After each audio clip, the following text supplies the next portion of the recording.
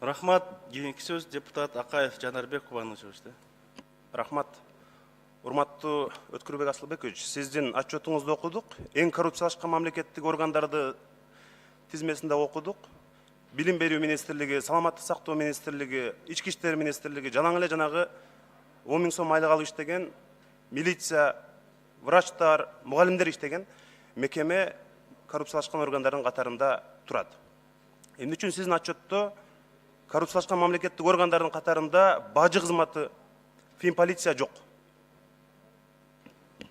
Мен докладтын өзүндө айтып өттүм, Жанарбек Кубанович.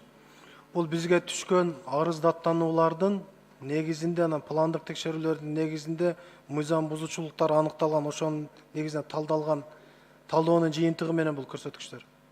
Өзүбүзчө бул талдаган. Кайсы органдан көп арыз түшүп атат, кайсы мыйзам бузуучулук кайсы органда көп. Ошонун эсебинен чыгарып атабыз. Рахмат. Эми көчөдөгү элдин пикири бир аз башкачараак да. Бажы, каржы полициясы, коррупциялашкан орган катары баарыбызга белгилүү. Анан келип эле жанагы биздин байкуш мугалимдер, врачтар иштеген, милиция иштеген аз айлыкка бажы кызматынын, финполициясынын башчысынын байлыгы менен баалардын байлыгына 1000 мугалимдин байлыгын теңесеңиз дагы жетпейт да азыр. Менин оюмча. Экинчи суроом. Сиз эми башкы мыйзамды көзөмөлдөөчү органдын башчысыз. Сиз башкы прокурор болуп турганда Кыргызстандын башка оппозиционери Өмүрбек Текебаев камакта жатат. Эми сот чечим кабыл алыптыр, туура. Азыр сот карап атат. Бирок мына жаңы кодекстер боюнча прокуратуранын негизги милдеттери тергөөнү кайра жандантып, жаңы кодекс ишке киргенден кийин караш келгенде ушул Өмүрбек Текебаевдин иши боюнча сиздин позицияңыз кандай? Жанарбек Кубанович, биринчи сурооңуз боюнча, ал илим здравоохранение боюнча врачтар, мугалимдер деп аткан жерибиз жок. Ал жерде именно жетекчилер и бухгалтериясы тарабынан мыйзам бузуучулуктардын эсебинен чыгып атат. Мугалимдерден мыйзам бузуучулук деген жерибиз жок. Кызмат адамдары тарабынан, жетекчиликтер, министрликтеги и бухгалтерияда, главный бухгалтерияда. Ошодо болгон кемчиликтер. Ал эми сиздин сурооңуз боюнча жаңы ачылган жаңы кодекс боюнча, жазык процессуалдык кодекс боюнча тараптар өздөрү түздөн түз жогорку сотко жаңы ачылган жагдай боюнча бергенге укуктуу бүгүнкү күндө берилген.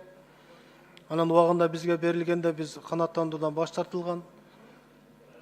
Ал тараптар тарабынан сотко, райондук сотко даттанылган. Биздин чечим ошончо күчүндө калган. Бүгүнкү күндө азыр жогорку сотто каралса, ошол жерден дагы биз жана айтып өттүк, мыйзам чегинде карап чыкканга биз даярбыз деп. Рахмат. Мыйзамдын чегинде, бирок сиз дагы менимче эрктүүлүгүңүздү көрсөтө турган бир убакыт келди деп ойлойм да. Үчүнчү маселе. Мына Өткүрбек Асылбекович, ушул маселени бир жеке көзөмөлүңүзгө башкы прокурор катары алышыңызды суранат элем да.